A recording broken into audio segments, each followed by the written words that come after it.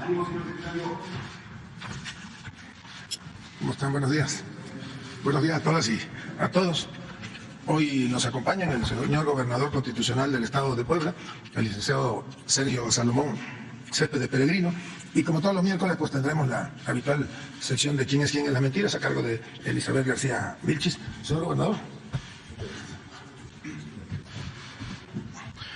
Muy buenos días a todos y gracias, señor secretario de Gobernación, por el favor de darme la palabra.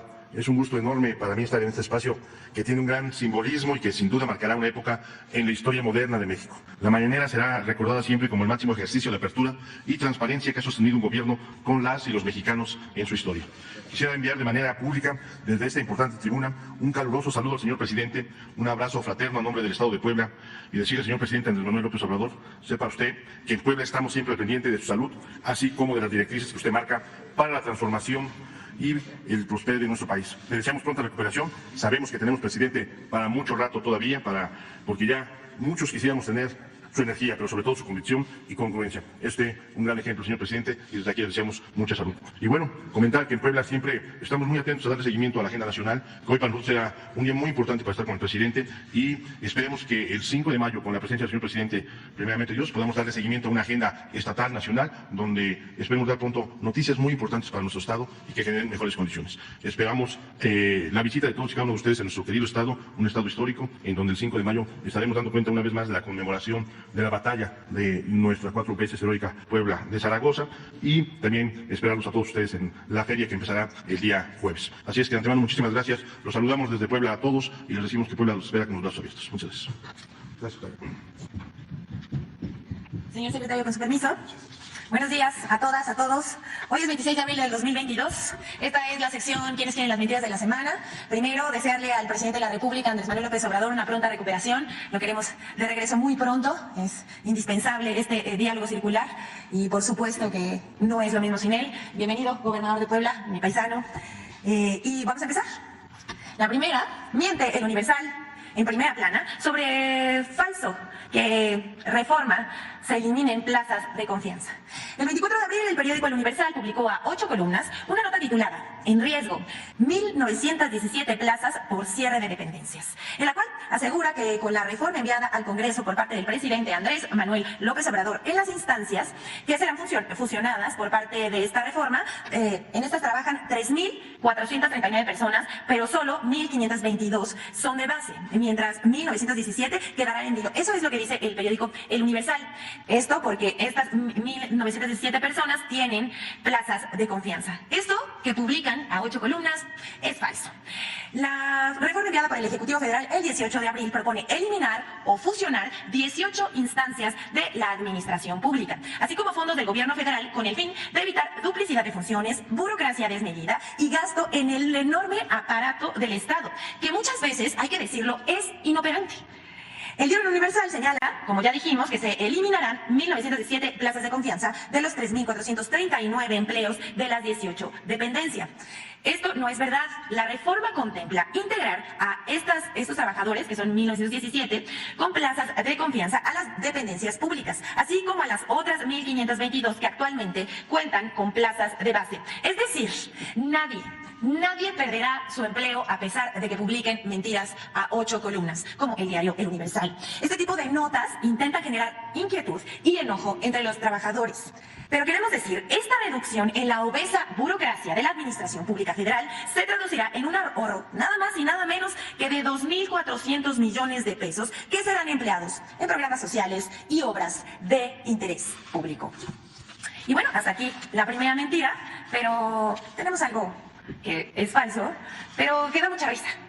Mintieron toda la semana con la venta del avión presidencial. El presidente de México, Andrés Manuel López Obrador, cumplió su compromiso de campaña, uno más, de vender el avión presidencial al gobierno de Tayikistán. La ostentosa aeronave que fue adquirida unos días antes de terminar el mandato de Felipe Calderón Hinojosa y que utilizó durante todo su sexenio Enrique Peña Nieto. El avión era costoso, el mantenimiento muy caro y no se podía volar en territorio nacional, pues esta aeronave debe volar al menos 5 horas. Pero apenas se hizo el anuncio presidencial, comenzaron las críticas y con ayuda de fuentes súper confiables, como las que acostumbra la oposición mencionar, inventaron y publicaron muchas mentiras. Sin embargo, un viejo egresado del ITAM, por ejemplo, publicó que quien compró el avión habría sido, escuchen, el mismísimo secretario de la Defensa Nacional. ¿Cómo lo ven? Su fuente, una supuesta filtración de esas que hace la fuente de Patio Central. Obviamente, esto resultó falso.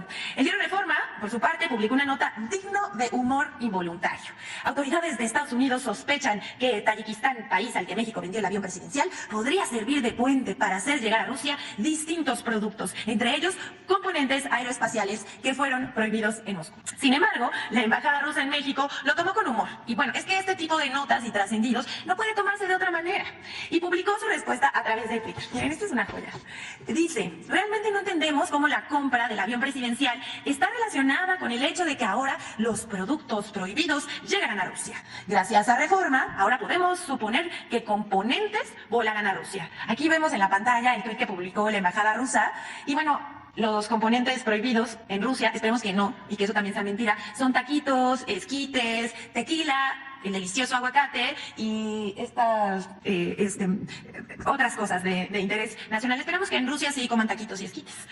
Pero por su parte, aquí ya saben, esto no queda aquí, en el diario Reforma y en el egresado del ITAM, que un día sí y otro también anda publicando puras mentiras y agresiones, mucho odio en su cuenta de Twitter contra el presidente y contra los funcionarios de la Administración Pública Federal. También el columnista Mario Maldonado en el diario El Universal publicó un disparate, que el avión habría sido comprado por Rusia y no por el gobierno de Tayikistán, que se trataría de una triangulación entre Vladimir Putin y un desconocido. A lo que también respondió con bastante humor la embajada rusa. Otra historia surrealista fue publicada por El Universal, dice la embajada rusa. Gracias a sus fuentes internacionales bien acreditadas, porque justamente eso es lo que dice la columna de Mario Maldonado, que de ahí sacó la información, y sigue la embajada rusa. Nos enteramos de que el avión presidencial no fue comprado por un desconocido de Tayikistán, sino por Rusia. Y continúa, Occidente hará cualquier cosa para manipular a la opinión pública. Y bueno, también dice, pero nos alegramos de que destacados expertos hayan descubierto un país tan bello e independiente como Tayikistán. Y aconsejamos a algunos expertos que sean más cuidadosos y que revisen el texto en busca de sentido común, que como dice el presidente, es el menos común de los sentidos. Continúa, cuando lo reciban de algunas misiones diplomáticas bien acreditadas aquí. Ya saben, nado sincronizado, Arturo Sarucán, ex embajador de México en Washington, se creyó la trama rusa y publicó la misma mentira, pero en inglés. No sabemos por qué lo hizo así, pero también advirtió que esto estaba pasando. También hubo notas en medios de comunicación como Infobae, el Latinus de Loret de Mola y Política Expansión, así como Sergio Sarmiento, el programa de radio de Ciro Gómez Leiva, quien le dedicó más de 5 minutos a mentir sobre el costo y la transacción del avión presidencial, la sociedad civil de Claudio X González, entre muchos otros. Armaron, bueno, ya sabemos esto, del nado sincronizado y la mentira que se repite y se repite. También dijeron esto, que el avión se remató, que el gobierno de México perdió en la transacción. Todo esto que acabamos de decir, también es falso. Pero las redes existen profesionales, con la verdad, que publican verdad y utilizan plataformas como Twitter, Facebook, Instagram y también TikTok. El llamado The Vampire of Wall Street, quien desmiente a la oposición, explica que el avión presidencial fue vendido a un buen precio, de acuerdo con las reglas de mercado. Pero vamos a ver. Lo vendió al 70% de descuento. Por favor, no digas una burrada. El avión costó 6,000 millones de pesos y López Obrador se lo dejó en menos de 1,700 millones a Tayikistán. Falso. Puede mi compa hacer un video sin mentiras, así que vayamos a los números oficiales y matemática financiera para niño. Expansión. Este tipo de aviones tenía un precio aproximado de mercado de $200 millones. Vamos a ponerlo ahí. Considerando que en dólares estaba 13.50, aquí tiene la conversión a pesos. Afortunadamente, Felipe Calderón encontró un descuento, lo cual lo posicionaba en 114 millones, una reducción. Desafortunadamente, tras las adecuaciones, se terminó pagando $218 millones, que lo vamos a ver así. Utilizando esa misma tasa de cambio, realmente esos 218 son 2.900 millones de pesos, contrario a lo que dijo él. ¿Costó 6,000 millones de pesos? Recordemos que como la obra se hizo a través de crédito, realmente se terminó pagando pagando por financiamiento 6,079 millones de pesos. Esto en rojo son solamente intereses. Dato importante, esto que está en el recuadro rojo no se considera dentro del costo inicial. Un ejemplo muy simple, esto cualquier estudiante de prepa de conta te lo puede explicar, pero te lo voy a explicar yo. Imagínate que sacaste un carro a crédito a 300,000 pesos. Estoy azul. Pero lo sacaste a crédito, entonces terminaste pagándole al banco por intereses 600,000. Te salió 2 veces más caro. Cuando tú quieras vender ese carro no le vas a poder agregar lo del recuadro rojo, que son intereses. Si no lo entendiste, ponle pausa, regrésate, aquí te dejo la gráfica y analízala tú mismo. Continuemos. En el gobierno de la República concretó la venta por 92 millones de dólares, que lo vamos a ver aquí. Ojo importante, recordemos que ahora la tasa de cambio está en 19 pesos por dólar, lo cual nos da un total de 1,748 millones de pesos mexicanos. En otras palabras, este es el valor que tenían libros en 2012, no este de acá arriba. No, López Obrador lo hizo mal porque en lugar de venderlo a 2,900 lo vendió a 1,748 millones de pesos. No. Y pon atención, existe algo que se llama depreciación. Una forma muy fácil de explicártelos nuevamente con un carro. Cuando tú sacas un carro de la agencia ya no vale lo mismo que cuando lo sacaste de la agencia. Es decir, cuando lo vendas no lo vas a vender al 100% de lo que te costó a ti. Mucho menos de lo que te salió incluyendo los intereses. Ahí sí no lo inventes, carnalito. ¿Cómo se calcula la depreciación? Bueno, te lo explico utilizando el artículo 34 del SAT. En el caso de los aviones que no son para aerofumigación agrícola se considera un 10% anual de depreciación. Saquemos la calculadora azucaritas y pongamos los 218 millones de dólares que costó el avión. De ahí solamente el 90% se va a mantener porque el 10% deprecia, dándonos esto de valor al 2013.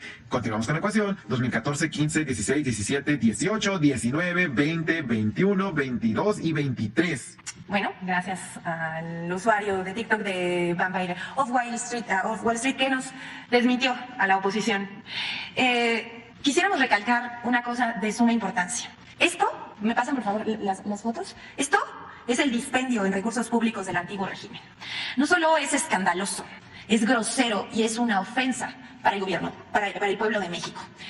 En eso se gastaban el dinero, en aviones, viajes, restaurantes lujosos, y se negaban a subir el salario mínimo.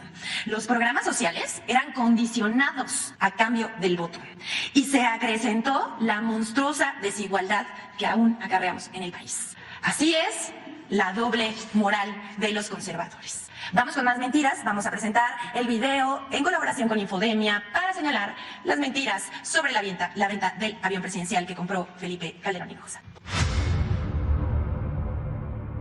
El anuncio de la venta del avión presidencial José María Morelos y Pavón generó una serie de noticias falsas con 3 principales pistas de aterrizaje. 1. Falso que el avión presidencial lo compró el gobierno de Rusia a través de una triangulación. Comentaristas en medios nacionales y redes sociales aseguraron sin ningún sustento que Vladimir Putin adquirió el avión presidencial a través del gobierno de Tayikistán, ante el veto que mantiene la Sociedad de Telecomunicación Financiera Interbancaria en contra de Rusia por la invasión a Ucrania. 2. Falso que el avión presidencial fue rematado. Presentadores de televisión y comentaristas afirmaron que el avión fue rematado al 40 o 30% de su costo. En sus operaciones matemáticas omiten la depreciación de la aeronave durante casi una década y aseguran que el costo inicial del avión fue de más de 6,000 millones de pesos, cifra que incluye los 2,952 millones de pesos del precio real, más los intereses acumulados correspondientes al crédito por el cual se obtuvo el avión. 3. Falso que el avión presidencial no se podía vender porque no le pertenecía al gobierno de México. En la conferencia de prensa del 7 de febrero de 2020, el director general del Banco Nacional de Obras y Servicios Públicos, Banobras, Jorge Mendoza Sánchez, informó que estaba por saldarse el contrato de arrendamiento financiero del avión presidencial, lo que permitiría que el avión quedara libre de arrendamiento para su venta y generara recursos adicionales. Infodemia. Gracias, Infodemia. Y hasta aquí las mentiras de la semana, que como dice siempre el presidente es un resumen, porque si no, no las pasaríamos aquí todos los días, a todas horas. Pero queremos presentarles 2 informaciones que son de suma relevancia, que involucran a las conferencias matutinas que se presentan en este salón de lunes a viernes y que encabeza el presidente Andrés Manuel López Obrador. El canal del presidente de México de YouTube, donde ha sido reconocido como uno de los más exitosos de Hispanoamérica, según la plataforma de medición StreamCharts. Esto es donde se transmiten en vivo las conferencias de prensa de lunes a viernes. Estas personas también son de las que transmiten en vivo en sus canales de YouTube, pues también tiene que ver con videojuegos, historias, etcétera. El reporte se lee que el canal del presidente ha conseguido 13.2 millones de horas visualizadas solo durante el primer trimestre del año 2023. Ese número es mayor a los 9.7 millones de horas de Rubius y los 9.4 millones del Mariana, que son uno de los streamers más exitosos en Hispanoamérica. La cifra es descomunal, pero el canal del presidente sigue siendo superado por The Guest, El Spin, Auronplay e Ibai. El canal del presidente López Obrador, en donde se mide el stream por conferencia de prensa matutina, es el único de YouTube en entrar en esta lista de stream charts. Ya sabemos que la oposición con esto va a estar muy enojada, pero la misma plataforma es la que informa que el canal es bastante activo, manteniendo a los ciudadanos del país informados sobre las diversas actividades de sus líderes y cualquier actualización en las políticas y reglas. Esto se lee en el informe que es público. En el top 10 de canales más populares en habla hispana es la siguiente. Aquí, como les decía, vemos, por supuesto, que orgullo ver a varios mexicanos que están siendo bastante exitosos a través de las redes sociales, como Juan Guarnizo, el Mariana y, por supuesto, el presidente Andrés Manuel López Obrador. El canal del presidente transmitió 208 horas, 10 minutos durante los primeros 3 meses del año 2023 de las conferencias matutinas. Ahí nada más para que quede ahí y veamos lo que en anteriores semanas se decía. Y por último, queremos presentar un buscador de información de las conferencias matutinas que se presentó a través de la plataforma Twitter hace algunos días, cuyo nombre es amlopedia.org. Esta herramienta que salió, como decíamos, la semana pasada, fue creada por un programador que en redes sociales se hace llamar Mayubius. Se trata de un buscador que a través de palabras clave o frases dichas en alguna de las conferencias de prensa del presidente López Obrador, el motor de búsqueda, vale la redundancia, las busca y despliega cuántas veces y el número exacto de YouTube donde se dijo, ¿no? Vamos a explicar un poquito más. En la línea del buscador que vemos por aquí, bueno, vamos a ver aquí el tutorial que nos están haciendo, se pone la información que quiera buscarse y se redirige a las o el video en los que se haya dicho esa palabra o frase en el momento exacto en el que se mencionó. Entonces, si le damos clic, se ingresa litio, por ejemplo. Y entonces la búsqueda, y además está bien bonita porque cuando estás esperando dice espere, muy bonito, y dice estamos buscando los otros datos también. Aquí están los resultados y si nosotros les hacemos clic a cualquiera de una de esas, aparece el momento exacto del video en donde se dijo. Esta herramienta la desarrolló este usuario con inteligencia artificial para analizar los videos y abrieron la página para que se puedan hacer 50 búsquedas gratuitas al mes. Él dice también en la información que está publicada sobre su plataforma que después de eso busca que los usuarios continúen buscando la información de la mañanera y pues pueden suscribirse para hacer más búsquedas que 50 durante el mes. Así que si les interesa buscar o recordar algún fragmento de las conferencias del presidente de México, ya lo pueden hacer de forma inmediata. Y bueno, pues hasta aquí la sección de hoy. ¿Es cuánto? Muchas gracias, señor secretario. A ver aquí. Hola, muy buenos días, secretario. Soy Pepe Ramírez, conductor del Charro en Vivo, un canal en redes sociales. Secretario, el día lunes se reunió con el gobernador de Jalisco y con el rector de la Universidad de Guadalajara, esto con el fin de que ambas instituciones regresen al diálogo después de haber tenido un fuerte distanciamiento. Preguntarle, secretario, qué se habló en esta reunión y cuál sería el papel del gobierno de México y en este caso, si por parte del gobierno se estaría buscando impulsar carreras como la ingeniería química, la petroquímica o la ingeniería minera, que impulsen, en este caso, la autosuficiencia energética y busquen fortalecer la soberanía nacional. Pero sobre todo, presidente, buscar que, en este caso, la Universidad de Guadalajara se siga y se dedique a su vocación y objeto social y en este caso esté un poquito más alejada de los grupos de poder, que se aumente la matrícula estudiantil, esto con el fin de beneficiar a las y los jaliscienses y a todas las juventudes del Estado que buscan ser técnicos y profesionistas para cambiar el rumbo de nuestro país. Esta sería la primera pregunta, secretario. Bueno, pues en principio yo les diría que es público que sostuve el pasado lunes por la tarde una reunión en Jalisco con el gobernador del Estado de Jalisco, Enrique Alfaro, con el rector de la Universidad de Guadalajara, Ricardo Villanueva, pues es parte de las tareas encomendadas a la Secretaría de Gobernación y que se mantenga el diálogo, la comunicación entre una de las 3 universidades más importantes del país y el gobierno del Estado de Jalisco, pues es parte también de la gobernabilidad que construimos día a día desde la Secretaría de Gobernación. Es parte de las tareas que el señor presidente nos ha instruido, ser un enlace, ser un facilitador, no nada más en el estado de Jalisco, sino de las relaciones institucionales en todos los estados del país. Fue una agradable conversación. No hablamos sobre plan de estudios, aunque el rector conoce bien cuál es la política pública que se impulsa desde la Secretaría de Educación Pública y tengo entendido que en la Universidad de Guadalajara sí se imparte la carrera de Ingeniería Química y la ingeniería relacionada con la actividad minera. Y que desde luego pues, nos ayudan en la formación de jóvenes en la búsqueda de la soberanía energética, que es uno de los objetivos de la administración. Platicamos largo, analizamos diversos escenarios, se comprometieron ahí el señor rector y el señor gobernador en mantener este diálogo y construir acuerdos que permitan un mejor entendimiento entre esas dos instituciones. El gobernador está consciente del papel que juega la Universidad de Guadalajara, no nada más desde el punto educativo, sino desde lo social, y se acordaron ellos algunos puntos por los cuales va a transitar la relación en las próximas semanas y meses.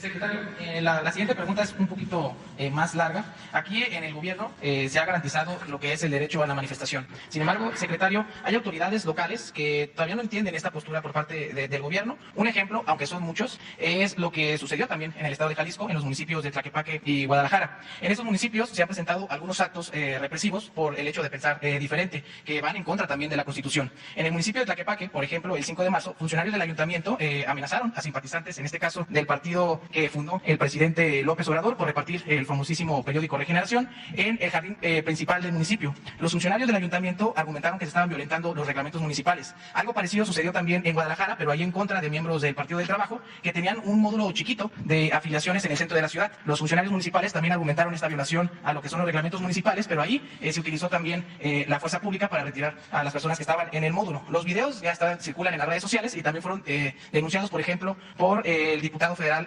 Noroña. Y, secretario, pues preguntarle, en este caso, pues la Constitución es muy clara, en su artículo 6º y 7º, se establece que ninguna ley ni autoridad puede establecer la censura ni coartar la libertad de difusión de opiniones, de información e ideas a través de cualquier medio, y mucho menos, pues un reglamento municipal puede estar por encima de la Carta Magna. Esto, como le digo, pues no nada más sucedió en Tlaquepaque y Guadalajara, sino que pues se ha repetido en varios estados de la República. Estos actos también, secretario, pues violentan lo que son los derechos políticos y electorales de los ciudadanos y también el fin de los partidos políticos que buscan pues generar ciudadanía, una ciudadanía consciente que apoye para transformar a nuestro país. En este caso, secretario, pues ¿qué mensaje le podría dar a los ciudadanos y qué opina sobre estas acciones que se están realizando se realizaron en estos dos municipios de Jalisco? Bueno, yo les diría que el gobierno federal es respetuoso del derecho de todas y de todos los mexicanos a la libre manifestación de las ideas.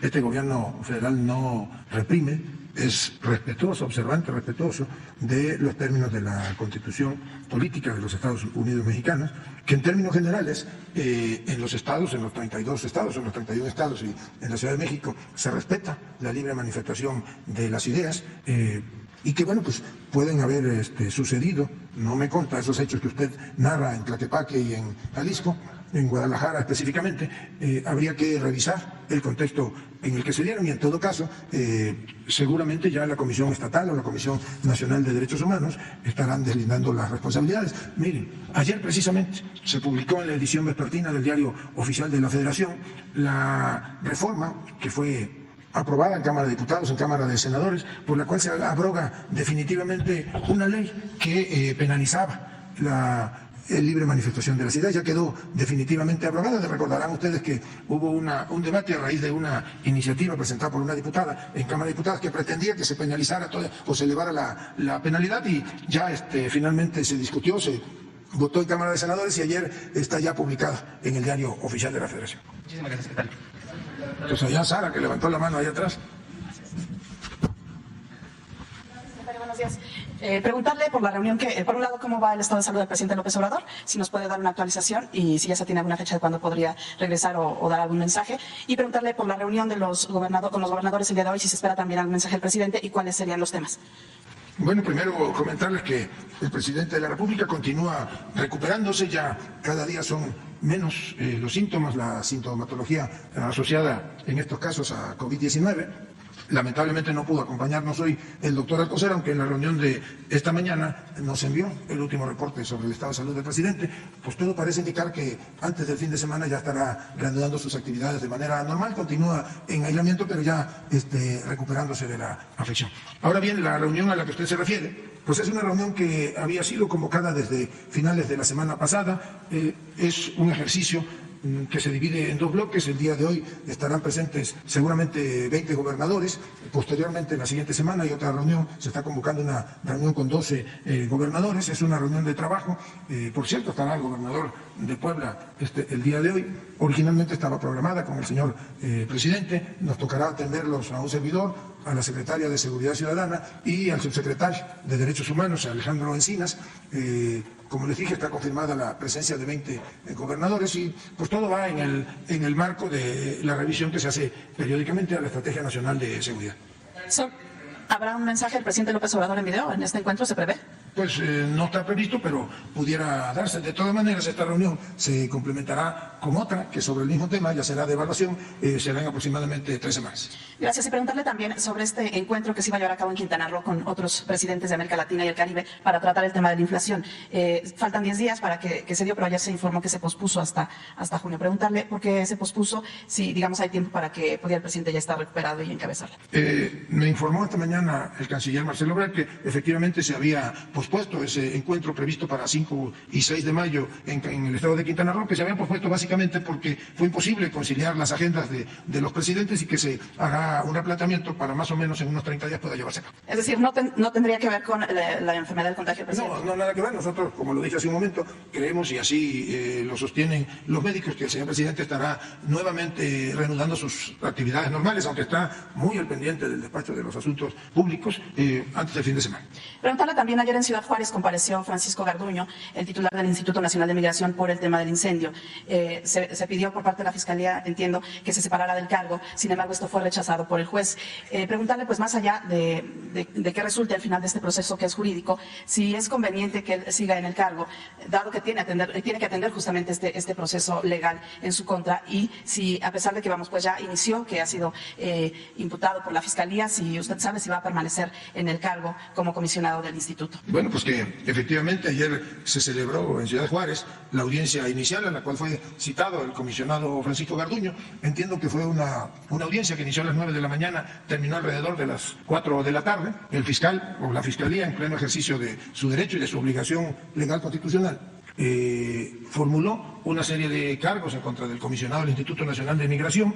Él se reservó, en términos de ley, su derecho a emitir declaraciones, pidió la ampliación del plazo constitucional, plazo que se vence el próximo domingo, cuando seguramente se reanudará la audiencia. En este momento, el fiscal o la Fiscalía solicitó que fuese separado de su cargo, de su encargo. No lo consideró el juez legalmente viable, continúa él en el ejercicio de su cargo. Se le fijó alguna medida cautelar que consiste en que con alguna periodicidad acuda al juzgado a firmar en el libro de actas y pues afrontará esta etapa procesal, como es también su garantía constitucional, en libertad. Se mantiene en este momento en el ejercicio de su cargo, atendiendo los asuntos del instituto a su cargo. Es decir, ¿no le quita tiempo este proceso jurídico? No le quita tiempo, porque además él constantemente recorre todos los estados del país. Seguramente programará para que cuando le toque en el estado de Chihuahua pueda firmar allí en Ciudad Juárez. No lo distrae. A ver, cosas. Buenos días, Adán Augusto López, secretario de Gobernación y encargado del Poder Ejecutivo Federal. Buenos días al señor gobernador y a Ana Elizabeth, y buenos días a quienes nos ven y nos escuchan. Antes de iniciar mis preguntas, quisiera una frase de solo 4 palabras para el señor presidente, que dice: Dios salve al presidente.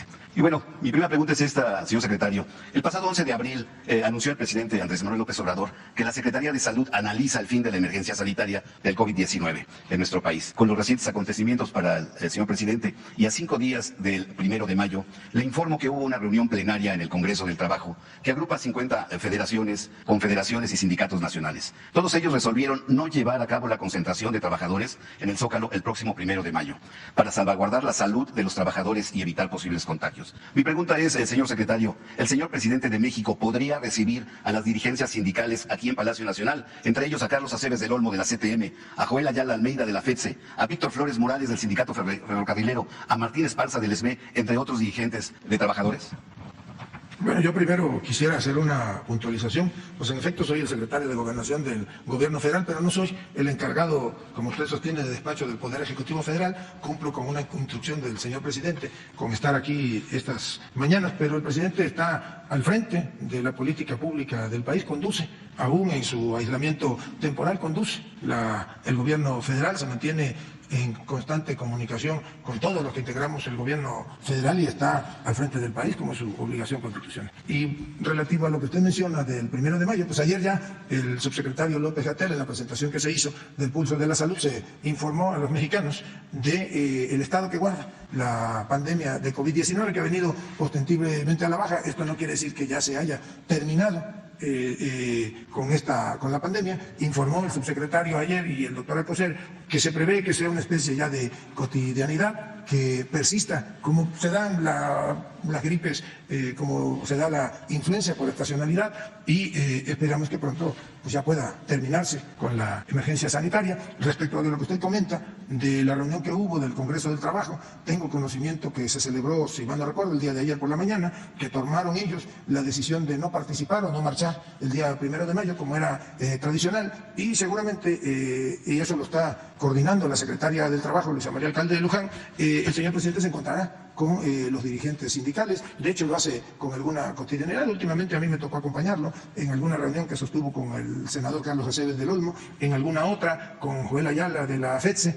Me consta que ha tenido en algunos eventos, ha participado el líder, por ejemplo, el líder del Sindicato de Trabajadores Petroleros de la República Mexicana, y cotidianamente pues se encuentra con líderes sindicales. Muchas gracias por su respuesta. Mi segunda pregunta es, aquí se dijo apenas el 24 de abril que se han entregado a 202.992 productores fertilizantes producidos en Pemex. En nuestra página de www.Normolecular Oficial publicamos que un sobreprecio de los fertilizantes ha aumentado tan solo en el 2022 en un 75%, lo que ha disminuido la demanda por parte de los productores, pues, que han decidido racionar sus reservas. Esto puede provocar no solo inflación, sino falta de fertilizantes, limita alcanzar la autosuficiencia alimentaria al término del 2023, como ya lo sugirió el señor presidente. El principal problema que afecta al campo mexicano es la disponibilidad de fertilizantes. De acuerdo al Servicio de Información Agroalimentaria y Pesquera, revela el uso de fertilizantes en una superficie sembrada a nivel nacional de 14.831.778 hectáreas. Se utilizan fertilizantes químicos y el gobierno solo ha entregado para esta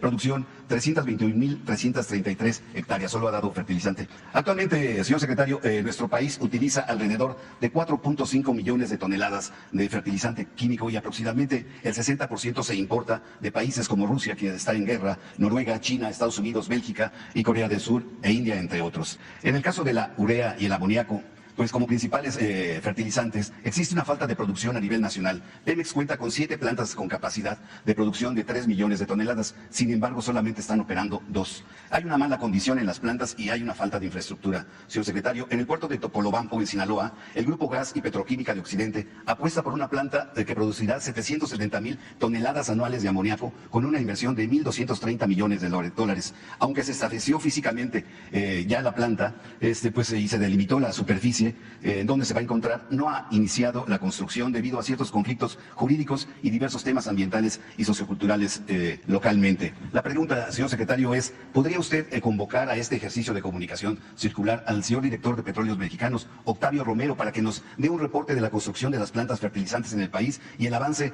para el mejoramiento de las ya existentes? Esa sería mi segunda pregunta. Gracias.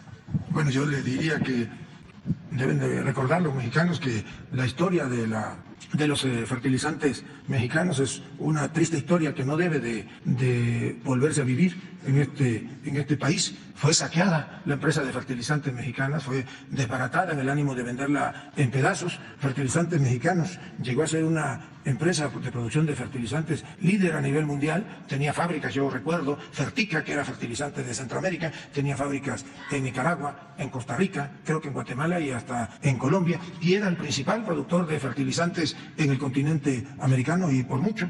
El gobierno neoliberal terminó con esa industria, fue saqueada, se vendió 2 o 3 veces, la última se vendió en pedacitos y ahora ya nadie recuerda, pero una de las principales publicidades que se manejaban en la mal llamada reforma energética del gobierno neoliberal, pues era de que México iba a empezar a producir nuevamente fertilizantes, que ya no nos iban a faltar fertilizantes.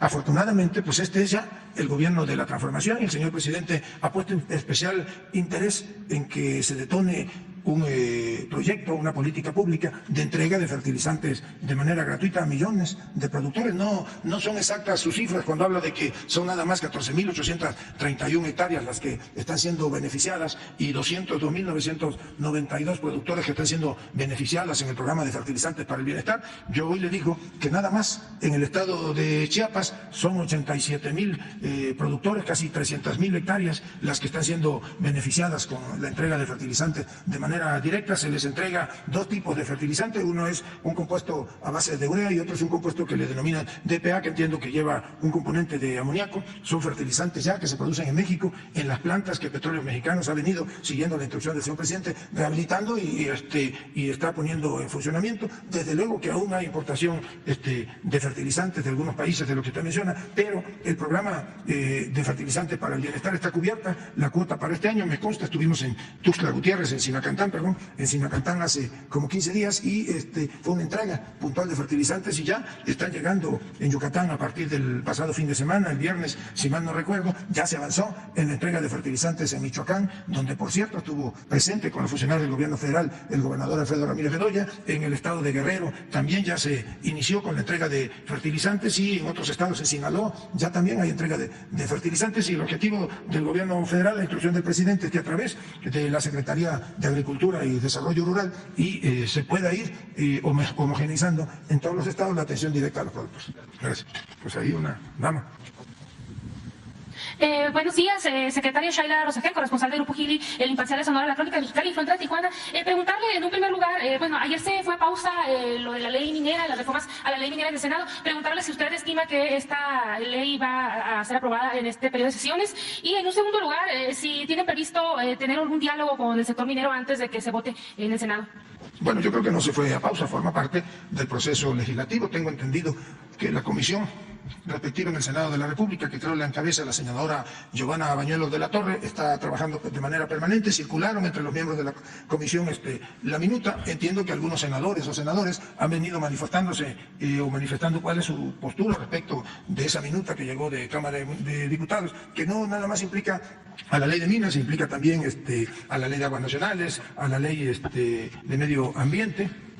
Bueno, la instrucción que nosotros tenemos del señor presidente es de mantener el diálogo permanente con todos. En el caso que nos ocupa, yo he comentado que mantenemos comunicación con la Cámara Nacional de la Industria Minera, con sus agremiados, con el Consejo Coordinador Empresarial en este caso, y también con diversos grupos que desde la sociedad civil han venido presentando posicionamientos, manifestando su postura respecto de esta iniciativa. Ya se cumplimentó la primera parte, que digamos fue la dictaminación y votación en la Cámara de Origen, que es la Cámara de Diputados. Ahora toca el turno de la Cámara Revisora. Sí, reitero, es una ley de avanzada que, entre otras cosas, deja muy en claro que ya pierde el carácter de precedente de la actividad minera. Ahora se privilegia a los pueblos originarios, al derecho de los pueblos originarios, de la comunidad indígena. Se establece todo un procedimiento para, por ejemplo, garantizar el derecho de todos los trabajadores de la industria minera. Recordarán, esa es la historia de este país. Los conflictos laborales dieron origen o fueron uno de los orígenes del movimiento revolucionario de 1910, y este gobierno federal pues es un gobierno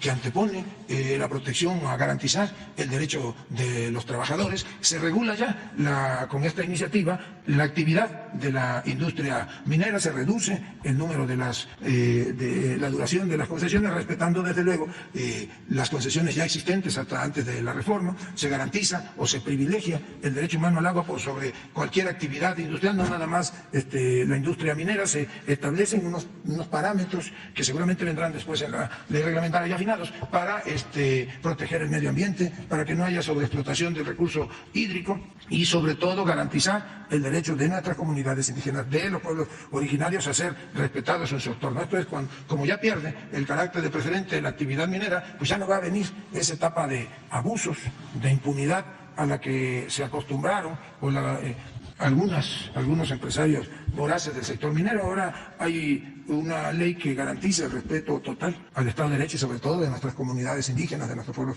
originarios. Seguramente pues seguirá discutiéndose ahí en el Senado, y yo tengo entendido que va a sesionar 2 o 3 días más todavía el Senado de la República esta semana. ¿Usted que se apruebe ahora en el Senado en este periodo de sesiones? Bueno, eso es decisión de los senadores, son ellos los que tienen la última palabra. Nosotros acompañamos el trámite legislativo, pero somos respetuosos de la decisión que ellos tomen. Nosotros esperamos que se apruebe en este periodo de ordinarias sesiones, pero no somos parte del proceso legislativo. Gracias, secretario. En una segunda pregunta, preguntarle si el gobierno puede actuar de alguna manera para presionar a los equipos de la Federación de Fútbol para prevenir conductas violentas como lo que sucedió el fin de semana pasado en Tijuana, en el juego de los Xolos contra el León, que hubo pues golpes ahí con los aficionados. Un grupo golpeó a los aficionados. Bueno, no es un gobierno federal que tenga por divisa el presionar a nadie. Sí creemos que tiene que haber garantías para todos y sobre todo tratándose de todo tipo de espectáculos, tiene que haber garantías de seguridad, que las autoridades de protección civil municipal, estatal o federal son los encargados de vigilar, por ejemplo, que no se rebasen los aforos. Hay otras entidades o dependencias municipales, estatales y federales que se encargan de que el desempeño de este tipo de espectáculos se lleve con bien y que no se violente, ¿verdad? Por ninguna causa. Vamos a comentar con la coordinadora de Protección Civil, quien seguramente presentará un informe pormenorizado de los hechos y tendrá ya, ¿verdad?, el deslinde de responsabilidad de las autoridades municipales y estatales. Muchas gracias. Pues a ver, Cedillo, mi paisano. Buenos días, señor secretario, gobernador Liz, buenos días a todas y todos. Diego Elías Cedillo, del Sistema Informativo de Tabasco, diario presente. Señor secretario, nada más ahondando un poco a lo que comentaba Sara con respecto a la salud del señor presidente. El día de ayer, el gobernador de Nuevo León, Samuel García, dio a conocer que el señor presidente estaría en Cadereyta, puntualmente en la refinería, este sábado. Preguntarle si usted considera que para esa fecha ya el presidente podría estar restablecido antes, y en este tenor saber si usted ha tenido conversación con el señor presidente en el transcurso de ayer, en el transcurso de la mañana de hoy. Gracias, secretario. Bueno, hay una primera versión de una gira para este fin de semana. Seguramente, aunque como todos esperamos el señor presidente esté dado de alta antes de que inicie el fin de semana, pues seguramente sufrirá algunos ajustes porque pues tiene que reacomodarse en la agenda, tienen que atenderse una serie de reuniones que tuvieron que ser pospuestas. Hay incluso alguna serie de reuniones con personajes del extranjero que están de visita en México y que seguramente una vez que el señor presidente esté dado de alta pedirán platicar con él como era el motivo de su visita. Vamos a esperar y seguramente mañana ya tendremos la confirmación de cuáles serán las actividades del fin de semana, señor presidente. Lo que yo creo es que la información que proporcionó el gobernador, pues es una información que siempre circula con anticipación de manera interna a diversas áreas del gobierno federal y a los estados a los cuales puede ir iría el señor presidente a alguna gira. Vamos a esperar a que salga ya negativo de COVID para detallar la agenda del fin de semana. Ahora bien, lo que usted comenta, que si he conversado con el presidente de la República, sí, mantengo comunicación permanente con él. Ayer platicamos en dos o tres ocasiones. Hoy todavía no hemos conversado, pero seguramente en las próximas horas yo puntualmente le brindo un informe de los asuntos que nos toca atender y de cómo están evolucionando el día a día en gobierno federal y cuál es el estado que guarda en términos generales el país. Gracias, secretario. Ahora, la semana pasada, el viernes, puntualmente en el puerto de Veracruz, desde la conferencia de prensa, el señor presidente Andrés Manuel López Obrador dio a conocer que usted y la secretaria de Seguridad, Rosa Isela Rodríguez, sostuvieron una reunión con la ministra Norma Piña. Si usted me permite, secretario, conocer los pormenores de ese desayuno, tengo entendido que fue quién citó el desayuno, la ministra, se lo comentó usted. En todo caso, el gobierno federal tuvo el acercamiento con la Corte para llevar a cabo este encuentro.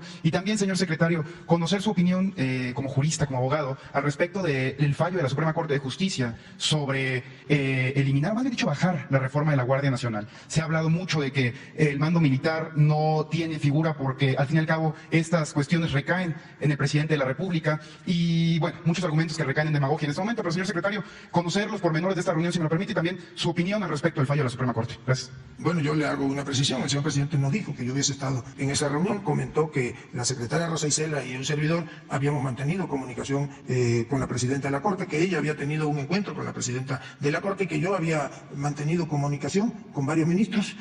No conozco a detalle el contenido de lo que la secretaria de Seguridad Ciudadana y la presidenta de la Corte comentaron. Sí sé que uno de los puntos que la ministra presidenta trató fue el de que se le brindara protección a las instalaciones de la Suprema Corte de Justicia de la Nación por una marcha o una manifestación que se daría en los siguientes días.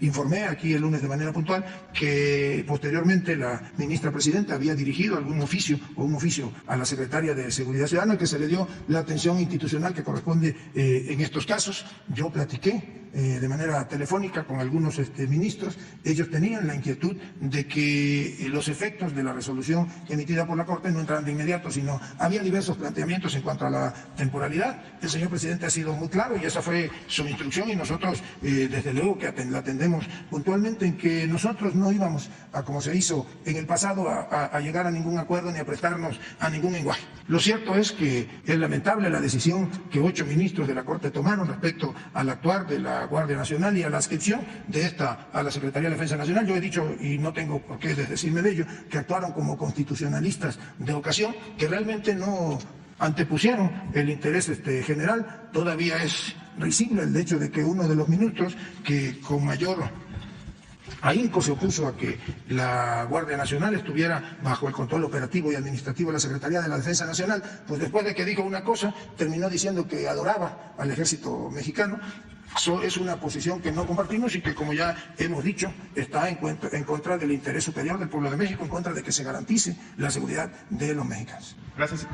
Gracias, secretario. Ya por último, el día de hoy sesiona la Cámara de Diputados, muy puntualmente, con base en las responsabilidades que tiene la Secretaría de Gobernación, en este diálogo con el Poder Legislativo. ¿Usted confiaría en que el fallo que darían los diputados, más bien dicho los votos que se emitirían hoy, se podría llevar a cabo la reforma para eliminar los 18 organismos que, al fin y al cabo, duplican actividades de estos organismos como el INAI y diversos otros organismos, secretario? Gracias.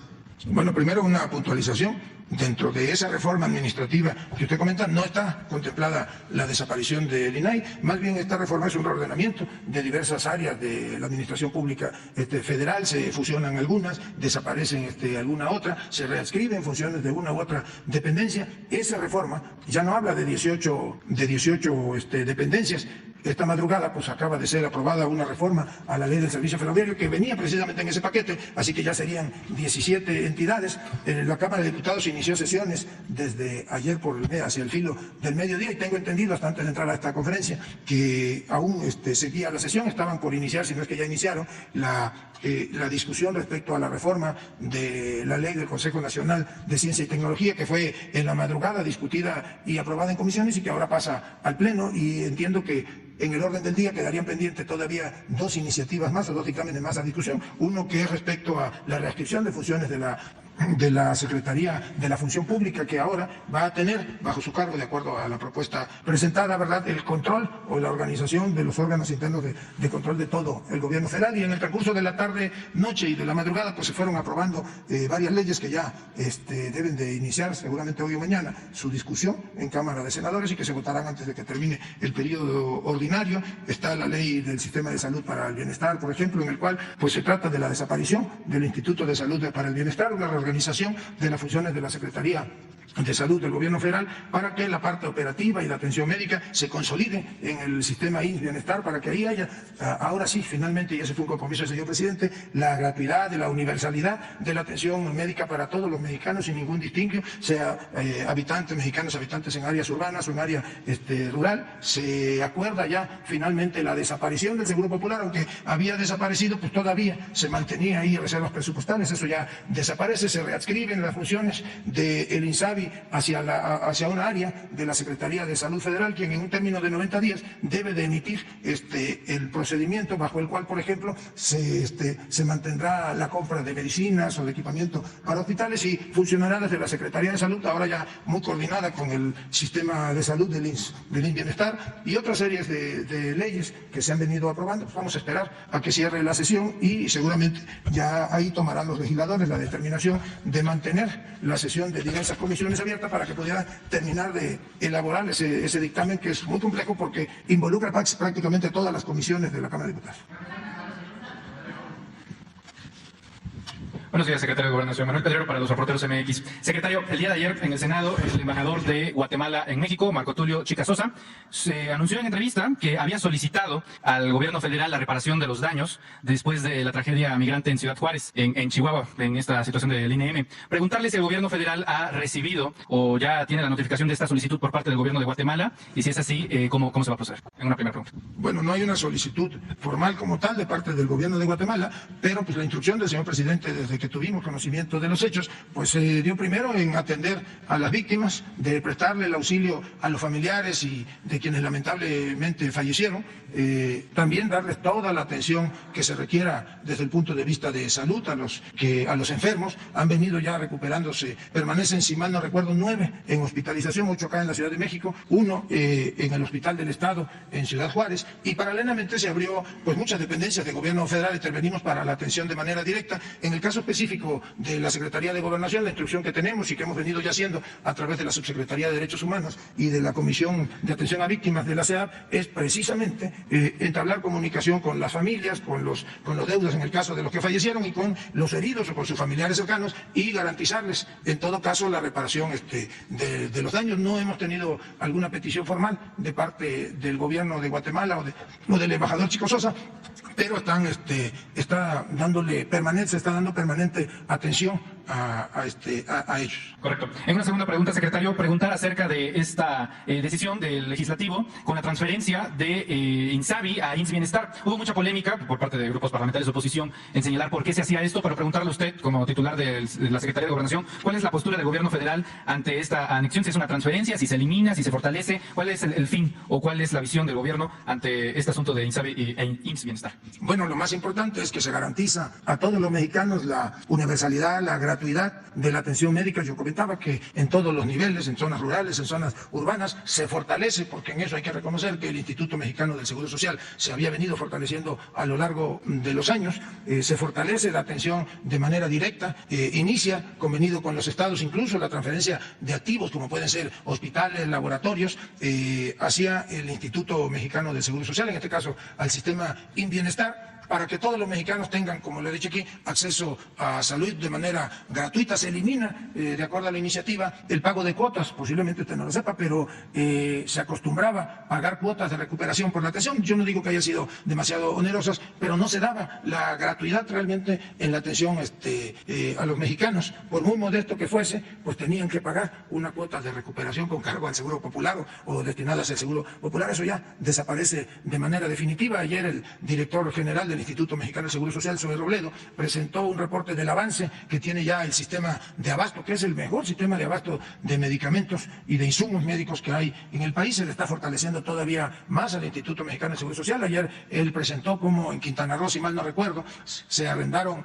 instalaciones o naves destinadas a mantener el abasto de medicamentos. En Tepic, si mal no recuerdo, también se adquirió una nave que se adaptó para que sirva como bodega para el resguardo y el abasto hacia comunidades rurales, básicamente en el estado de Nayarit, y las funciones o parte de las funciones que tenía el INSABI, que no serán transferidas al Instituto Mexicano del Seguro Social, pues irán a un área de la Secretaría de Salud Pública. 90 días dispone el secretario de ramo para reglamentar hacia qué espacio migran esas actividades, que son, entre otras, pues la compra puntual de medicamentos, de insumos, de equipamiento médico. Ahora, pues la entrega también de manera directa, sin intermediarios, al InBienestar, lo que beneficia desde luego a la atención médica de todas y de todos. Correcto. Y para finalizar, secretario de Gobernación, en estos últimos días, honestamente, hemos visto tal vez posiblemente uno de los peores episodios de los medios de comunicación en mucho tiempo.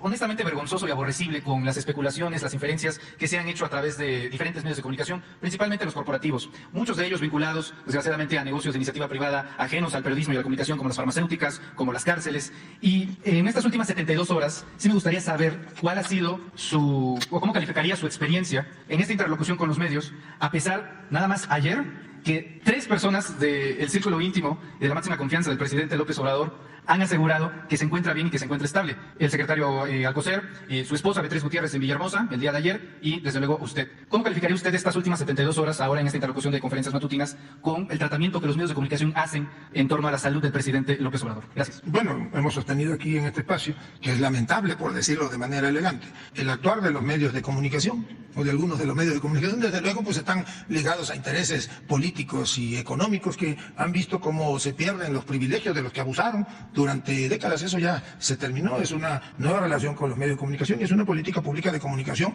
de manera directa con los ciudadanos. Yo puntualizaría que más allá de lo que usted señala, de que 3 personajes del círculo íntimo del presidente, yo le diría que cuando menos 2 de ellos, pues tenemos una obligación legal y constitucional, y el secretario de Salud y un servidor estamos obligados a hablar con la verdad y a decirle a los mexicanos cuál es verdaderamente el estado de salud del presidente. Él informó desde el mismo domingo que había sido positivo o que resultó contagiado de COVID y que iniciaba una etapa de aislamiento, y es lamentable, como lo dije ayer, pues todos esos que tienen el alma podrida. Muy buenos días. De Ensenada, Baja California, mi nombre es Jorge Díaz, del programa de televisión Lánzate CNR, Canal 73. Buenos días a todos. El saludo al ciudadano presidente, de igual manera para usted, secretario de Gobernación. El mes pasado estuve aquí y le expuse al presidente lo que sucede realmente en Baja California, en Ensenada. Y me pidió él que al siguiente mes, esto fue en marzo, al siguiente mes estuviera aquí para darle a conocer los avances de qué se hizo, qué no se hizo, quién atendió, quién no atendió, de los diferentes temas que tienen que ver con el orden federal, estatal, municipal. Y ahorita estoy aquí para decírselo a usted y pedirle, de favor, una respuesta de manera concreta con relación a lo que le voy a exponer. Y el pedirle a mis compañeros, voy a ser breve. Hay 2 cajas de ahorro en Ensenada, Baja California, en donde ya tienen tiempo, lo he presentado aquí, y últimamente en el mes de marzo me dieron a conocer que hay 1,185 maestros que están pidiendo la jubilación. Se hicieron las sesiones a través de la SEP, en donde se llevó a cabo una reunión el pasado miércoles en Mexicali, ahí acudí, y ahí se dio a conocer lo que están viviendo los maestros ya grandes que se están muriendo, y que sabemos que hay un déficit de dinero en el gobierno del Estado a través de esta institución pública de salud que se llama Iztecali, y pues es un dinero que les corresponde específicamente en las cajas de ahorro, el dinero de ellos que le han descontado no se los han querido regresar, y hay 1,185 maestros que están pidiendo su jubilación, y ahí se expuso, ahí estuve llevando a cabo todo esto, y se lo platico, porque seguramente el presidente también lo va a estar viendo lo que estoy diciendo en este momento, y se llegó a nada, pero básicamente lo que expresó el presidente es darle el apoyo al gobierno del Estado, darle el apoyo a los maestros, a través de la gobernadora Marina del Pilar Ávila Olmeda, para que se saque adelante este tema. Es un tema donde han llevado a cabo una cantidad de reuniones que siempre se dice lo mismo, pero no se aterriza en nada concreto. Yo le comento a usted, le comento al presidente esto que le estoy exponiendo, de que ya se atienda este tema, que ya se le pueda ayudar a estas personas. Estuve yo grabando las lecciones de vida como maestros, y son personas que son formadores de sociedad. Eso es en cuanto a este tema. En cuanto a el ISSSTE, en Rosarito, pues no tiene ni un cubículo ni un consultorio, y pues nada más fue un arranque en que sí lo iban a hacer y quedó en nada. Hace 2 días atrás me dijeron, oye, pues no, estamos nosotros los maestros y los de Pemex y los de Capufe, todo lo que es el empleado federal, van a una oficinita de 2 metros por 2 metros, allá hice el consultorio. Yo creo que el mismo presidente lo ha dicho, el humanismo en dónde queda, que se vea la voluntad. Tuve la oportunidad de entrevistar al director del ISSSTE, y hay temas muy importantes en ese tema, en donde, aparte del que le estoy exponiendo de Rosarito, pues ahora los trabajadores que necesitan un préstamo, personas grandes de todos, de diferentes municipios, tienen que acudir a Mexicali para pedir un préstamo. Entonces, esta falta de sentido común de llevar a cabo en cada municipio esta atención. Y por parte del ISSSTE, en Ensenada, está demandado el director de apellido Plateros. Platiqué en Ensenada con el director del ISSSTE, le hice el comentario acerca de este tema, y quedó que en 2 semanas, ya va a ser un mes, y no ha pasado absolutamente nada en ese tema. En la cuestión de Sedatu, le decía yo al presidente en el mes de febrero que las obras que se llevan a cabo pues ya van a cumplir 2 años. Una de ellas ya, cuando se cumplió 1 año, fue fila, llevé mañanitas con un norteño, y hay 2 obras que están ahí en stand-by, están esperando que se concluyan. Y le decía también, con un tema de la Secretaría de Infraestructura, Comunicaciones y Transportes, que hay un tema de ampliación de carretera de 6 kilómetros lineales. Y decía mi abuela, tienen arranque de caballo para dar de burro. ¿Por qué? Porque cuando lo dije aquí en el mes de marzo, inmediatamente se activaron. Son 6 kilómetros lineales. Y le decía al presidente, oiga, va a ser más rápido la inauguración del Tren Maya que la carretera de esta ampliación. Le quiero yo pedir a usted ser concreto en lo que le estoy exponiendo, para que no nomás se escuche, sino que se atienda, y que se atienda de veras. Bueno, en el primer tema que usted plantea sobre las cajas de ahorro y lo relaciona con el Iztecal, yo creo que estamos hablando de cosas distintas. El sistema de pensiones del gobierno del Estado de Baja California, es un ente distinto a la caja de ahorro. Los trabajadores estos de las cajas de ahorro no las administran los institutos de seguridad social, o no las administran los gobiernos de los estados. Tienen una administración por separado. Normalmente antes se acostumbraba que los líderes sindicales eran los que administraban estas cajas de ahorro. Vamos a revisar el estado en el que se encuentra. Habla usted de que hay alguna denuncia, pero yo creo que debemos de dividir en 2 cosas. Los trabajadores que están solicitando su jubilación ante el Iztecal deben de proceder de inmediato, aunque lleve aún algún tiempo la recuperación de los fondos de la caja de ahorro. Sí, son 2 temas. Son 2 temas distintos. Yo lo voy a comentar con la gobernadora Marina del Pilar, que además, porque usted pedía el apoyo para la gobernadora, tiene todo el apoyo del gobierno federal, no nada más en sino en todos los temas que atañen a Baja California. Es correcto. Para que se les dé atención. yo le pediría que nos nombren o que nos pase el contacto de quien representa a los jubilados para que a través de una instancia de la Secretaría de Gobernación podamos trabajar con el gobierno del Estado, en este caso con Istecal, y con los solicitantes de esa jubilación a la que seguramente tienen derecho, y que se deslinden responsabilidades si hubo malos manejos o malversación de fondos de los fondos que estaban depositados en esas cajas de ahorro.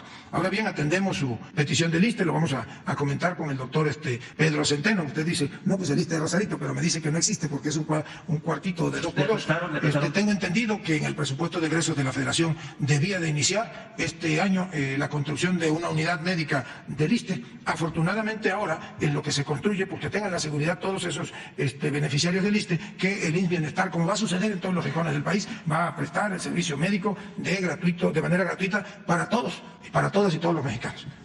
También en lo que decía de Sedatu, en Rosarito llegó el titular a anunciar una obra de 14,000 metros cuadrados, pero nada más tiene presupuesto para 5,000 metros, y los otros restantes se está afectando a terrenos que viven cerca de una remodelación de un parque. Le están pidiendo familias que ya tienen más de 80 años que tengan esa consideración, porque pues simple y sencillamente lo anuncian sin tener la certeza jurídica de que hay dueños en donde se supone quieren realizar una remodelación de un parque. Eso se lo quiero yo pedir en ese sentido. Habría que revisar la situación, vamos a revisar la situación, pero sí le quiero decir que este gobierno es un gobierno garantista y respetuoso de la propiedad privada y sobre todo de la propiedad social.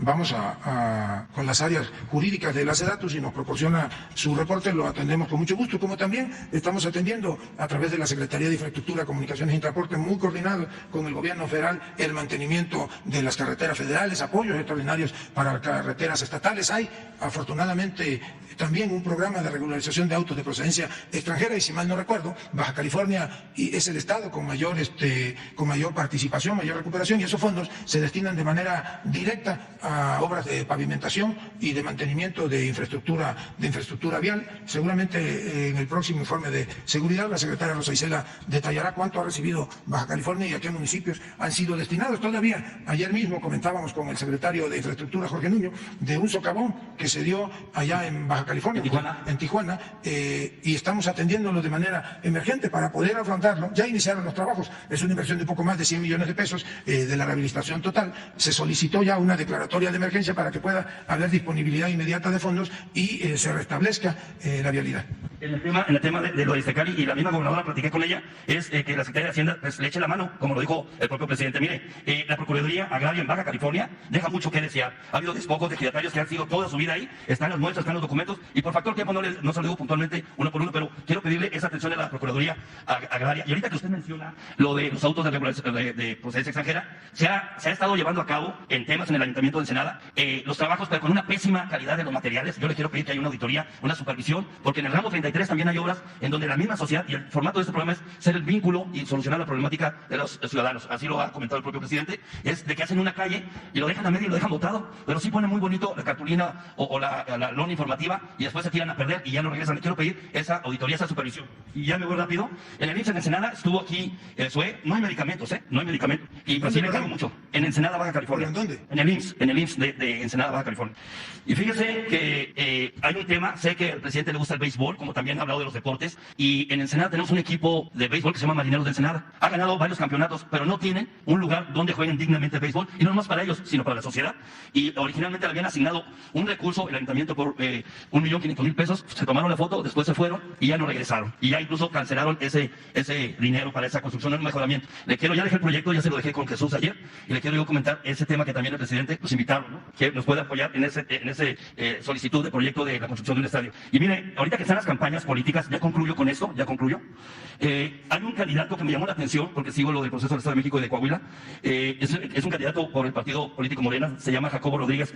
Él está buscando ser diputado local en Piedras Negras, en el estado de Coahuila, y tomó esta propuesta de proponer la revocación del mandato. Además, ella fue y denunció a la funcionaria municipal priista por el condicionamiento de programas sociales. ¿Qué me puede opinar en ese aspecto que ocasionan este tipo de condicionamientos? Ahorita este candidato de nombre Jacobo Rodríguez lo está presentando la denuncia de una funcionaria priista que está condicionando los apoyos a favor de que voten por los candidatos del PRI.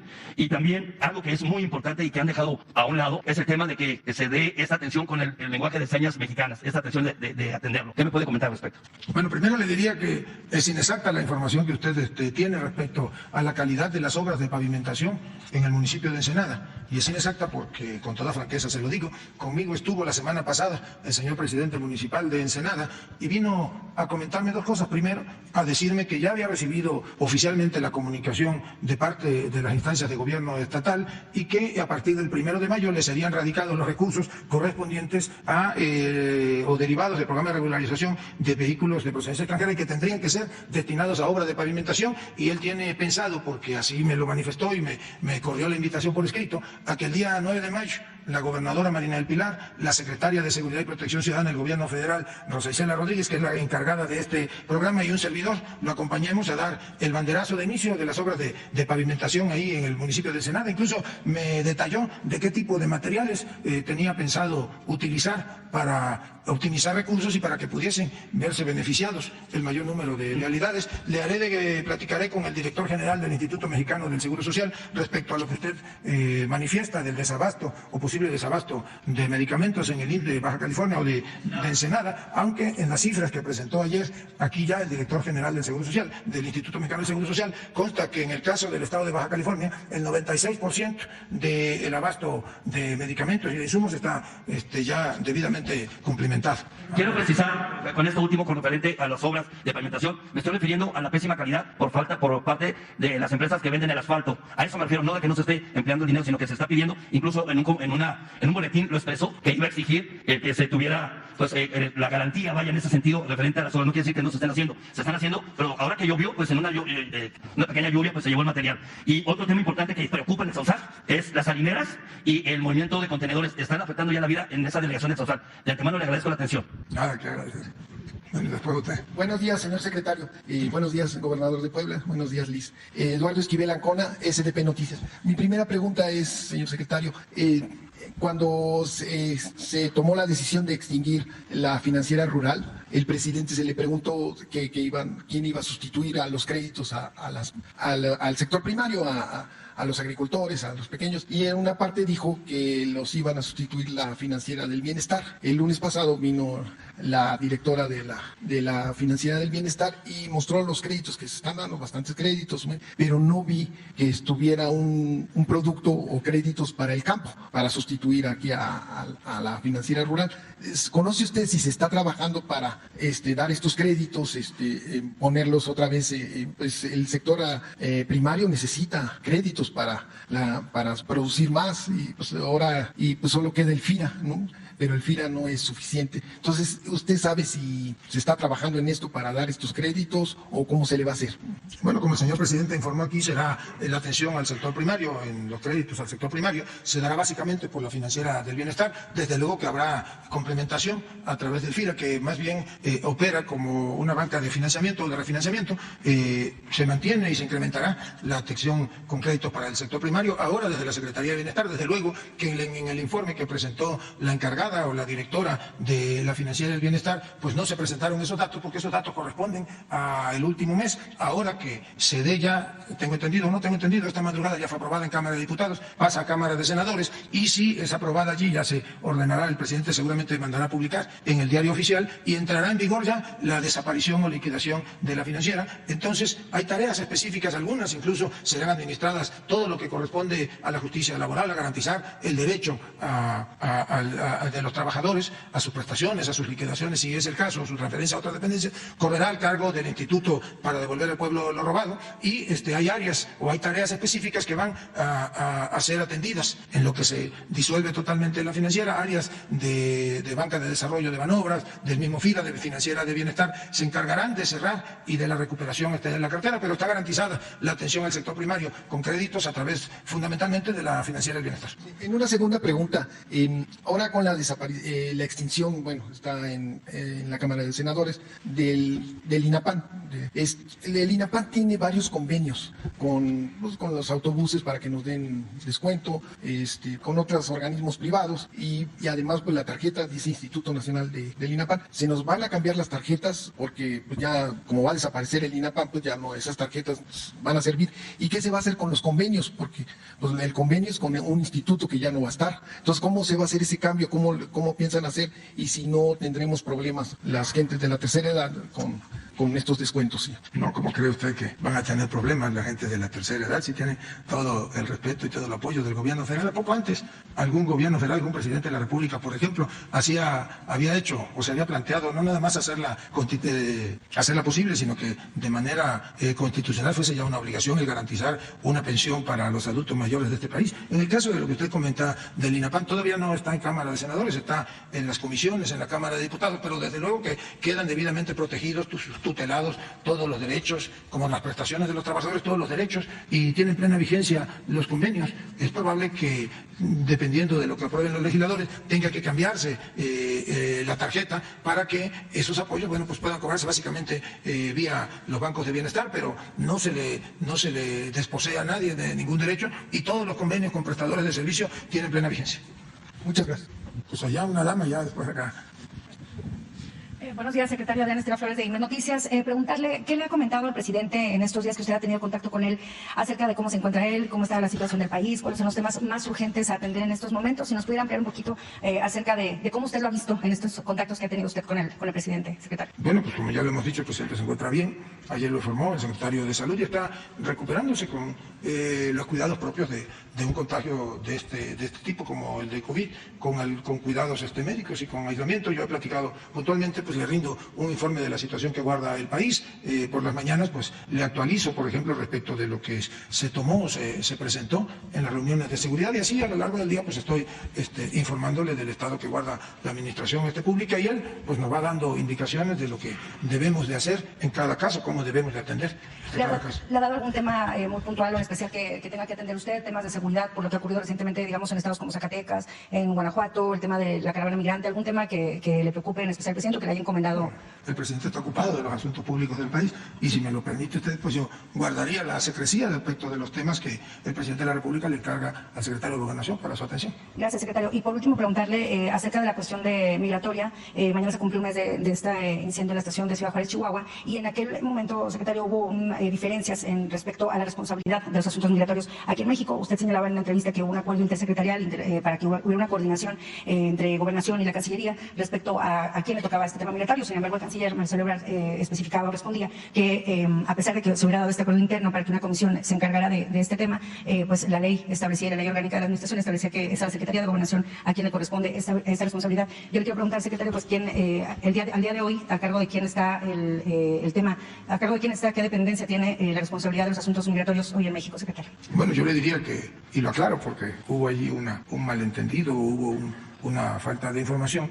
No hay ninguna diferencia en las diversas áreas del gobierno federal que atendemos los asuntos migratorios. Hay una comisión intersecretarial creada, el profeso, para la aplicación de las políticas públicas en términos migratorios, y la responsabilidad directa de la atención y de la prestación de los servicios derivados de esa política migratoria, desde luego que es del Instituto Nacional de Migración, quien administrativamente depende de la Secretaría de Gobernación, orgánicamente depende, pero más allá de eso hay un trabajo coordinado de las diversas instancias, dependiendo del tipo de atención y de cada una de las situaciones, pues a veces intervenimos la Secretaría de Seguridad y Protección Ciudadana, Secretaría de Relaciones Exteriores, Secretaría de Gobernación, la Secretaría de Infraestructura, Comunicaciones y Transportes, la Secretaría de Salud, el Sistema DIF nacional. Lo hacemos también de manera coordinada con los estados, y se atiende puntualmente la política migratoria en el país. ¿El INM entonces es la máxima autoridad o sería? Perdón, no lo entendí. El Instituto Nacional de Migración es Bueno, el que pues, lleva... legalmente el Instituto Nacional de Migración es el que está a cargo de la implementación de la política pública migratoria. Gracias.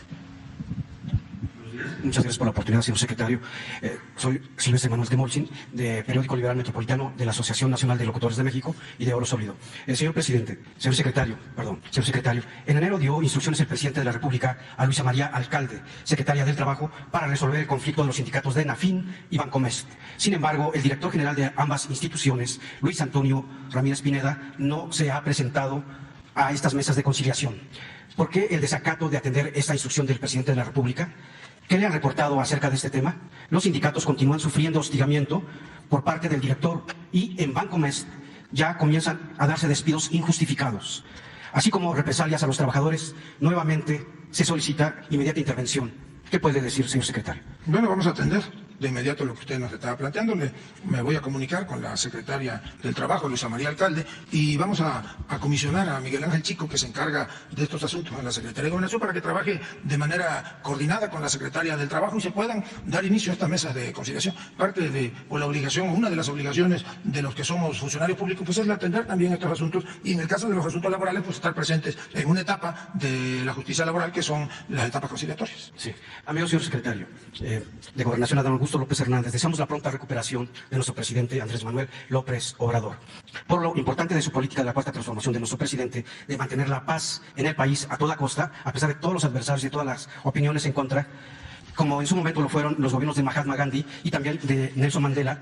En nuestros medios, el Liberal Metropolitano, Asociación de Locutores, proponemos formar un comité nacional para proponer a nuestro presidente Andrés Manuel López Obrador al Premio Nobel de la Paz, con el apoyo, si es que se puede contar con el apoyo de las secretarías de gobierno, como es la Secretaría de Gobernación, como es Relaciones Exteriores, Secretaría de Educación Pública, y por supuesto quien quiera sumarse a esta propuesta al Premio Nobel de la Paz. Por supuesto de nuestro amigo Jesús Ramírez Cuevas, si es que considera oportuna esta propuesta. ¿Qué puede opinar, señor secretario? No, pues me reservo mi opinión. Ahí Jesús, que sea el comisionado para... No, pues ustedes están en su derecho de hacer las propuestas que consideren. Muchas gracias, señor. Y ya para terminar, pues, hay ahora también una medallista mexicana, ¿no? Sí, así es. Rápidamente, dos preguntas puntuales muy buenas. Buenos días, secretario, así que le presidio. Juan Hernández de Diario Basta, de Grupo Cantón y Tabasco Hoy.